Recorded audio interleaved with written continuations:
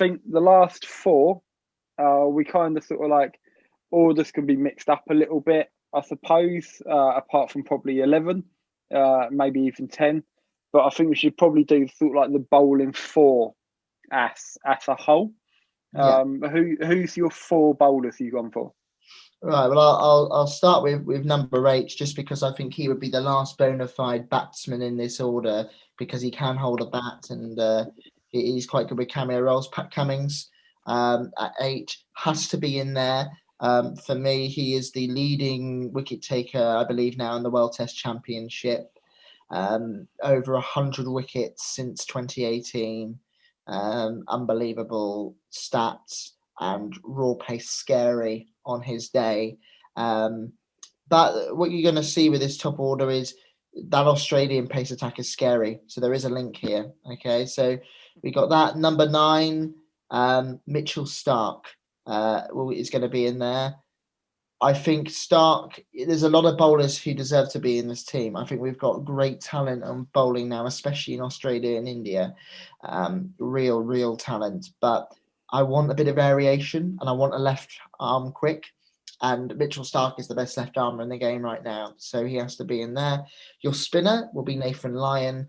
Pains me to say it as a passionate England fan, but there is nobody who comes close to matching him in terms of spin. Consistent performer, and right now, let's imagine the scenario with this team would be you be playing a World 11 B side with your Joss Butlers and people like that in there, and Tom Lathams and players such as that, probably Josh Hazlewood as well. So I would expect, even though this is an amazing side, it'd be a close game. We could get to a situation, a scenario where it's a day 5 pitch, right? You get down to the final day. Who do I want to lead the line if we're trying to defend a total and bowl out a side? Nathan Lyon on a used day 5 pitch. Give that ball to him all the time. He's the best spinner. So Lyon will be Not too good on running people out though, is he? No. I wanted you to say that, and I'm glad you have. Apologies to all our Aussie followers and friends of the podcast, but yes, cheers for that, Nath. Or cheers, Gary, I should say. And then nice one, isn't it? Nice one, Gary. Nice on Gary, that's the one. And then number 11, I will divide opinion, but I've gone for Jasprit Bumrah, because I think I love his run up, his generation of pace, and he adds a different dimension that I don't think any other bowler in the world uses now. So just to recap: Cummins, Starc, Lyon, Bumrah. Definitely, and it's sort of like, I feel like he's kind of sort of like turning into defend the indefensible, because there's nothing I can disagree with there. I do think the Australian pace attack are scary on their day on those Australian pitches as well. Obviously, the one guy we've discounted for Bumrah was Hazlewood. Yeah. And actually, I think you can pick any of the three if you're getting Bumrah in there as well. But I agree with you going on the left with Starc. However, I think actually Bumrah or Hazlewood, there's not too much difference. No. But the one I would throw in there, he doesn't make the 11, and but I think he doesn't make some of England's 11 sometimes. But I think the most underrated Test bowler there is around at the moment. If you're nodding your head, I don't know if you're going to agree with me if you've got the same name, but it's Chris Woakes. Oh, okay. I was not expecting that, but please make the stump for Woakes. Go on. I honestly think that actually he is really unfortunate with his timing of his career. If he was 5 years younger and there wasn't Jimmy Anderson and Stuart Broad opening the bowling for England, we would have a 500, 600 wicket Chris Woakes at the end of his career. And actually, I do think we pick the old guard very often, but I do think he is the most underrated bowler. He quietly goes about his business. He quite regularly finishes series with an average under 20. Yeah. And we don't really hear a lot about him because all the headlines are Broad and Anderson. And actually, I think to have a team player, if actually a 12th man, obviously you've gone for a different 12th man, but I think if you had a 12th man in this squad, if one of these bowlers took an injury, I think Chris Woakes would be the guy to bring in. I think I was not expecting you to say that on this podcast, but I find it difficult to argue against that. I think that's a really good point.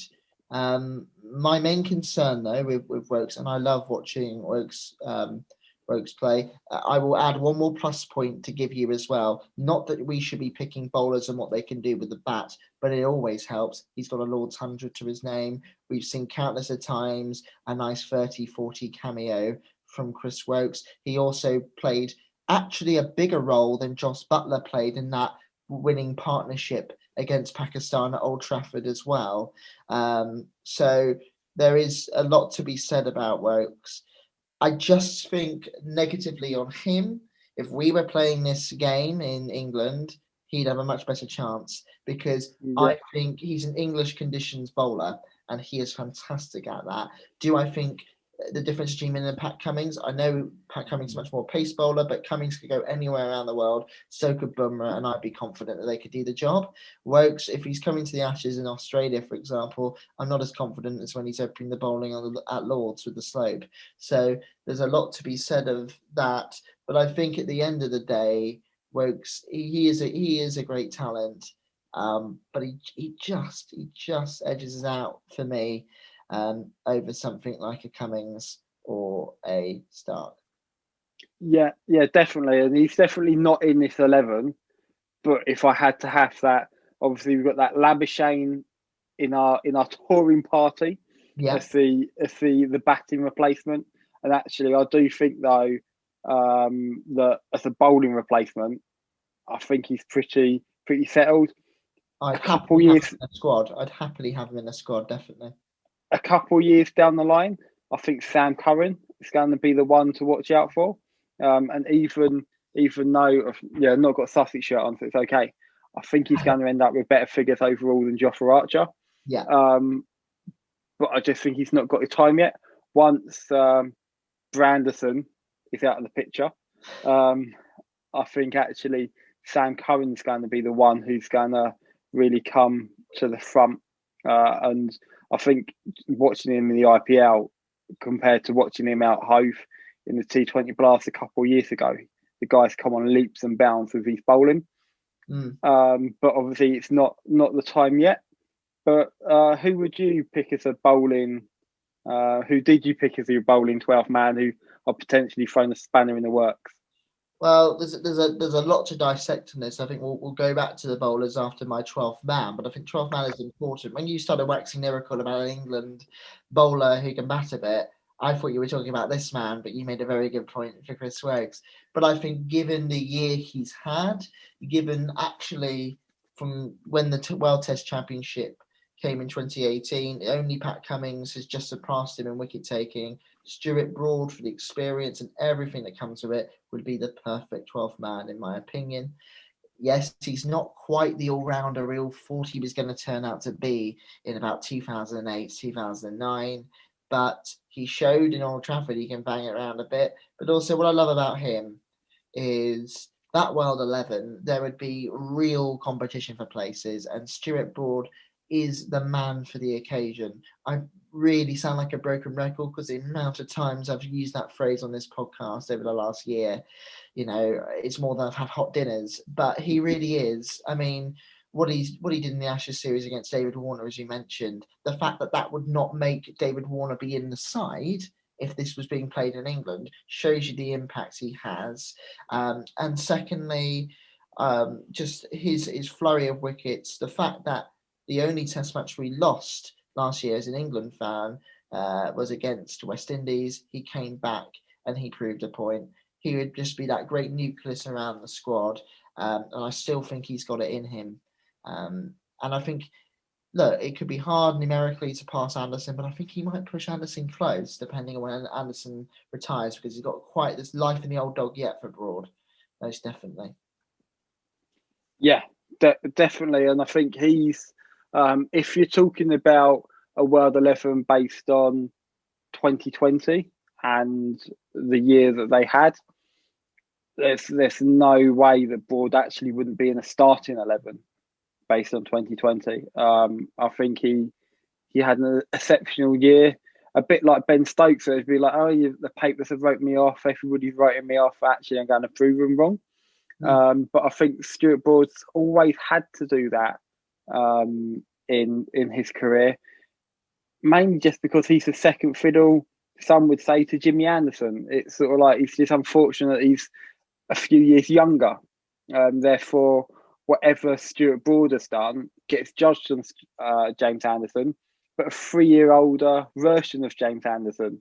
So it's actually, and there's a lot of people, and I, for one, think that Broad is probably going to end up with more wickets than Anderson.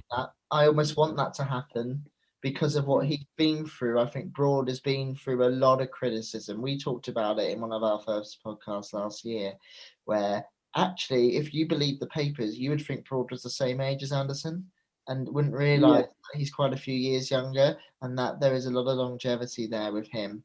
And I think he would be a great player in that squad. But I think the great thing abroad as well, though, is this could be a subject for another podcast, but there could be a World 11 B team that we might construct at some stage. And you might whip out him into that B side to sort of be the frontline bowler there, because he could be great. And I think this is the problem, is it shows the strength of depth in bowling, because you could have had him in. I could have started him with Cummins. I just thought we needed a left arm quick with Hazlewood, with Stark, but Hazlewood could have been in there. But you know, one thing I will say, just so people like Broad, or more definitely for Chris Woakes, next year could be different again, because especially with Chris Woakes, or with Hazlewood, there's the adoption maybe in world cricket of the Duke's ball in every Test playing nation, and if that happened, then maybe this bowling attack will look a little bit different. But I am happy with the bowling attack. I think it's the strongest in the world right now, and it would obliterate any side. But Stuart Broad will be the best 12 man I could ever dream of. Definitely, and I think we've got a really strong 11. But I think we've kind of sort of like ended up with a touring party of 15 here. So just in summary, so if we have a look, and I'll make a fun graphic and I have it on the screen now. So our 11 was David Warner and Sir Alistair Cook, even though the non-test playing Test World 11 batsman. Kohli, Smith, Williamson, not James Vince, although it was very close to have him in the. He's captaining the B side. He's captaining the B side. Ben Stokes, De Kock, Cummins, Stark, Lyon, and Bumrah. Got the 11 right, I believe. Yes, you did. And then we've got Labuschagne as the batter, reserve batsman. We've got to have a keeper in there, so Buttler, and then Chris Woakes and Stuart Broad in that team as well. And apparently Stuart Broad's really good at cutting up oranges as well, so great 12th man. He will be 12th man. I heard he makes a mean blackcurrant squash. Awesome. So thank you for everybody who's watched this far. I'm sure it's probably not a lot, but only joking aside. If you have, what do you think of our 11 or our touring party? What names have we missed out? I'm sure we've missed out somebody really obvious, because that's the way that me and George roll, as always. And yeah, obviously like, share, and subscribe. Awesome. Thank you for watching, guys.